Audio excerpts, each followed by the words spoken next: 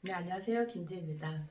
경락대출에 대해서 모르시는 분들은 낙찰받은 부동산도 대출이 나오나요? 하시는 분도 계시고, 대출은 뭐 여러 가지가 있죠. 신용대출도 있고, 담보대출도 있는데, 담보대출을 세 가지로 크게 나누면 세 가지입니다.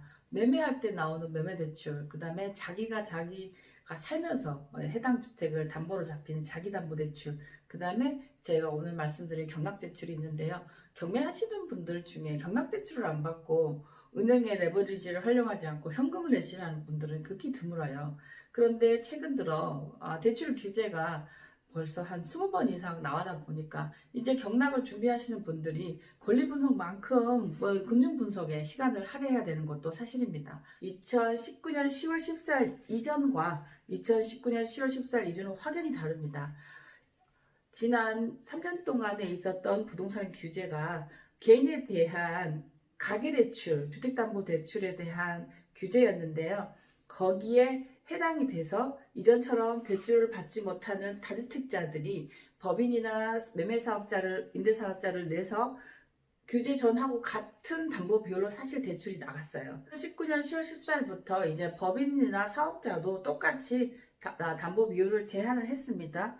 그래서 오히려 그 이후부터는 법인이나 사업자가 개인보다 담보대출에서 조금 더 불리했어요. 그렇지만 대출은 나왔어요. 그런데 이제 2020년 6월 17일부터는 전면 금지다. 6월 17일 대출 규제는 법인과 사업자에 대한 주담대 전면 금지, 그 다음에 많은 서울 수도권이 이제 이 조정지역, 투기과열지구에 포함이 됐어요. 이제 법인과 사업자로 부동산을 낙찰을 받아서 주택담보대출을 받으시려고 하시는 분들은 지금 이제 현금 납부하실 주택담보대출을 받으시려고 하시는 분들은 이제 하시면 안 됩니다. 이금융과 이금융의 차이점, 경락대출을 한 번만 받고 말 실수요자들과 계속 경매를 하셔야 되는 분하고 좀 차이가 있어요. 그래서 1금융과 2금융의 차이점에 대해서 조금 설명을 드리겠습니다. 1금융은 시중에 뭐 우리은행, 신한은행 등 기업은행 이런 금융기관을 우리가 1금융이라고 하고요. 1금융에서 많이 나오는 상품이 대출이 잘 나오는 조건이 있는 물건이 있어요. 제일 예를 들자면 이제 아파트, 그 다음에 상가 중에서도 이런 오픈 상가를 말씀드리는 게 아니고 구분 상가. 2금융은 1금융보다는 금리가 높은 대신에 1금융에서 취급이 안 되는 다주택자가 낙찰받은 뭐 다가구, 그 다음에 빌라, 그 다음에 뭐 토지 이런 물건들 조금 1금융보다는 선호도가 1금융에서는 안 나오는 물건들이 2금융에서 더 잘 나올 때가 있고 또 취급이 안 되는 물건들이 있어요. 1금융은 조건이 좋은 대신에 조금 까다롭습니다. 그리고 금리가 낮은 대신에 대출 받는 채무자에 대해서도 조금 뭐랄까 엄격한 기준을 된다고 조금 더 까다롭게 본다라고 보시면 되고요. 1금융 가시는 분들은 신의 실수요자들, 그 다음에 아파트나 상가 낙찰 받으신 분들은 1금융에서 받으시면 2금융은 1금융 조건에 비교가 안 돼요. 그런데 경매를 계속 하시는 분들, 그 다음에 뭐 토지를 낙찰 받았는데 토지에 분묘가 있다거나 내지는 어떤 좀 분쟁의 여지가 있는 이런 물건들, 딱 떨어지지 않는 물건들은 2금융에서 대출을 받는 게 오히려 1금융보다 유리합니다. 1금융과 2금융 사이에 보험회사가 있어요. 뭐 KB손해보험, 그다음에 뭐 삼성화재 이런 곳에서 경락대출을 굉장히 적극적으로 합니다. 이런 1금융과 2금융 사이에 있는 보험회사는 보험회사만의 또 장점이 있어요. 금리는 1금융과 거의 비슷한데 부수거래라고 하죠. 부수거래라고 하는 거는 이전에는 우리가 이제 꺾기라고 대출이 나가면 뭐 보험을 좀 든다든지 내지는 뭐 적금을 하나 든다든지 이런 실은 금리가 싸고 대출을 많이 해드리는 대신에 적금 하나 드시죠. 뭐 내지는 뭐 보험 하나 드시죠. 이런 것들이 많았어요. 그걸 이제 꺾기라고 했는데 지금은 일금중에서 어떻게 하냐면 부수거래라고 해서 카드를 만드셔서 저희 은행 카드를 한 달에 40만 원씩 써주세요. 그리고 아파트 관리비, 그 다음에 공과금 같은 거를 자동이체를 저희 은행으로 해주세요. 그게 부수거래가 좀 많아요. 일금융은. 그래서 일금융보다 선호도는 떨어집니다. 보험회사가. 고객들의 선호도는 훨씬 일금융이 좋아요. 그런데 부수거래가 싫어서 보험회사를 가시는 분도 계세요. 실수요자가 내 집 마련을 경매로 했을 경우에는 특별히 낙찰자에게 어떤 신용상의 문제나 소득 증빙이 안 되는 그런 게 아니라면은 1금융을 가시는 게 맞고 선호도도 높습니다. 1금융과 보험회사 중에서 선택을 많이 합니다. 그런데 대출이 나오기 위해서는 해당 물건에도 문제가 없어야 돼요. 낙찰받은 부동산에. 두 번째로는 대출을 받을 사람, 채무자라고 하죠. 채무자에게 신용에 문제가 없어야 돼요. 그 다음에 이 사람이 신용만 좋다고 자동으로 이자를 낼 건 아니잖아요. 어떻게 상환할 건가? 상환 능력 증빙에 대한 부분을 통과를 해야 됩니다. 개인의 신용은 나이스 등급, KCB 등급으로 6등급 안에 들어야 됩니다. 신용은 엄청 좋은데 소득이 증빙 안 되는 것보다 등급은 3, 4등급이라도 소득이 증빙되시는 게 좋습니다. 소득은 두 가지로 나눌 수 있어요. 재직, 직장 다니시고 원천징수 하시는 분, 그 다음에 사업자가 있으시고 소득금액 증명원이 발급이 되시는 분. 그런데 프리랜서라든가 어떤 수입이 보통 사람들하고 좀 다른 분들이 있어요. 그런 분들은 소득은 있지만 증빙이 안 되는 경우 추정소득이라고 해서 그분의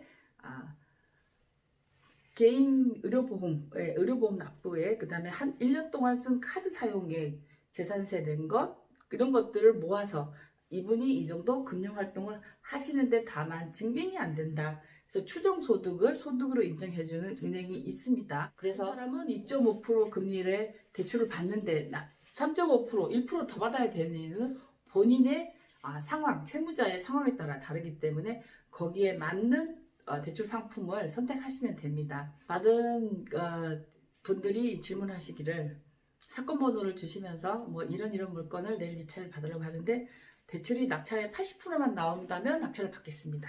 근데 낙찰에 70%만 나온다면 저는 무조건 낙찰을 받겠습니다. 정확한 금액을 알려주세요. 라는 질문에 정확한 답변을 드리지 못하는 것이 지금의 상황이고, 물건에 대해서는 충분히 대출이 나온다는 담보 비율이 정해졌어도 대출을 받을 채무자의 신용과 상환 능력, 그 다음에 거기에다가 1금융은 DTI, DSR을 보기 때문에 그분의 소득 부채가 들어가지 않으면 정확한 금액이 나오질 않아요. 그렇기 때문에 대출에 대해서도 사전에 강의를 해드리고 본인의 소득과 본인의 부채 어느 정도 이해하시고 어느 정도 대출 나오겠다는 게 이제 본인의 판단과 책임하에 입찰을 들어가야 하고 부동산을 사셔야 되는 게 지금 상황입니다. 지금은 어디서 누구는 이렇게 해서 이렇게 했던데 나도 이렇게 될까, 이렇게 하면 안 된다. 사람마다 다 다르다. 케이스 바이 케이스이다. 그래서 강의를 해드리고 강의를 들으신 다음에 본인의 상황과 본인의 처지는 제일 본인이 잘 아시니까 대략적인 대출 가능 금액을 계산하시되 도움을 받으시라는 것을 조언드리고, 두 번째로는 실제로 80%가 대출이 나온다고 해도 잔금만 낸다고 끝나는 게 아니에요. 취등록세 내야 되고 명도받는 기간 동안에 금융비용 부담해야 되고 또 그 낙찰받은 집에 그 낙찰받은 해당 부동산에 미납관리비가 있다거나 또 내지는 수리를 해야 되는 상황이 있다면 그 돈까지 다 계산을 해서, 저는 오프라인 상담에서 실제로 대출이 80% 나온다고 해도 60에서 80을 예상하세요. 그러면 20% 정도의 추가 비용은 개인적으로 조달하실 계획을 잡으세요 라고 말씀을 드려요. 그렇게 하지 않고 딱 맞아떨어지게 돈을 준비했다가 나머지가 부족해 버리면 굉장히 어려운 상황이 생길 수 있어요. 어떤 상담을 들으러 가면 그쪽에서는 80% 나온다고 하는데 왜 김지혜 대표님은 60에서 80으로 얘기하시냐. 그 사람이 사전에 그렇게 상담을 했다 하더라도 실제로 그 사람이 자기 돈을 빌려주는 게 아닌 이상 우리가 금융기관에 대출을 받기 위해서 신청과 승인 절차를 거치면서 대출이 줄어들면 줄어들지 늘어나는 일은 극히 잘 없습니다. 항상 사람들은 제일 많이 대출 나올 수 있는 케이스와 제일 낮은 금리로 안내를 해드려요. 금리는 제일 낮게, 대출 가능 금액은 최대한 높게. 사실은 그게 영업이긴 한데 거기에 딱 맞춰가지고 여유자금 없이 대출을 계산하셔서 낙찰을 받으시면 낭패를 볼 수도 있습니다. 낙찰도 받기 전에 정확한 금리를 찾아서 정확한 금리를 답변을 달라고 하는 분들은 사실 약간 좀 금융에 대한 메커니즘을 모르시고 하시는 말씀이세요. 대출은 내가 낙찰 받고 잔금을 낸 지금 오늘 낙찰 받았다고 하더라도 3, 40일 이후에 자기가 대출을 받는 날 금리가 당신의 금리예요. 네? 지금 앞으로 2, 3개월 후에 낙찰을 받으실 건데 지금 금리를 정확하게 얘기해드린 늘 그 금리가 적용되지 않는다. 아직도 낙찰도 받기 전인데 왜 이분은 2.1이라고 하는데 대표님 2.5라고 하세요. 이렇게 하는 것도 사실은 좀 어리석은 행동입니다. 그리고 보험회사는 대출을 쓰는 날 금리가 승인받는 날, 자서하는 날 금리로 세팅을 해드려요.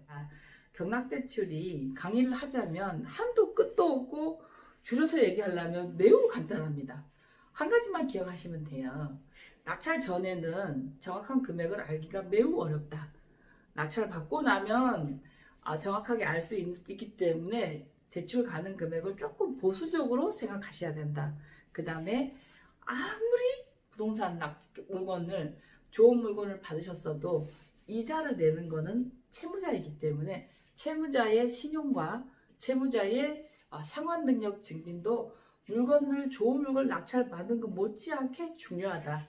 6월 17일 주택 부동산 종합 대책 발표 이후에 아직까지 정확한 대출 실무 지침이 금융기관에서 아직 나오지는 않았습니다. 이전에 받으신 분들은 서둘러 대출 신청을 하시고 앞으로 대출을 받아서 부동산을 매입하셔야 되는 분들은 저희가 정확한 지침이 내려오면은 말씀을 드릴게요.